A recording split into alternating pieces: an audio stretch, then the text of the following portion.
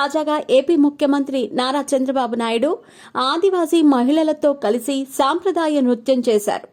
అంతేకాకుండా ఆయన డప్పు వాయించారు కూడా. ఇక గిరిజన సాంప్రదాయంలో భాగమైన కొమ్మకోయను ధరించారు. ఇంకా అక్కడున్న ఆదివాసీ ప్రజలతో ఆయన కొద్దిసేపు సరదాగా గడిపారు. ఈ సందర్భానికి సంబంధించిన వీడియో ప్రస్తుతం సోషల్ మీడియాలో తెగ వైరల్ గా మారింది.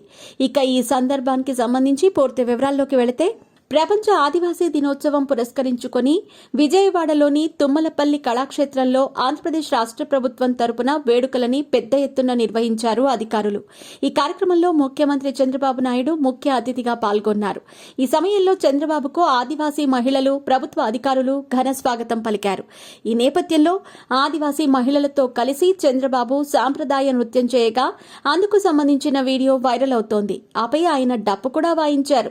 ఇంకా ఆయన ఆదివాసీ ప్రజలతో సరదాగా మాట్లాడారు కూడా. ఆపై అరకు కాఫీ ఉత్పత్తులను బాబు పరిశీలించారు. ఈ కార్యక్రమంలో ముఖ్యమంత్రితో పాటు కొంతమంది ఎమ్మెల్యేలు అరకు కాఫీ రుచి చూశారు కూడా. ఈ సందర్భంగా అరకు కాఫీ మార్కెటింగ్ అంశాలపై ఆయన అధికారులతో మాట్లాడి వివరాలను తెలుసుకున్నారు. ఇంకా ఆదివాసీ జీవన శైలిలో ఉపయోగించే పనిముట్లను ఆసక్తిగా తిలకించి గిరిజనుల తేనెను కొనుగోలు చేశారు ముఖ్యమంత్రి.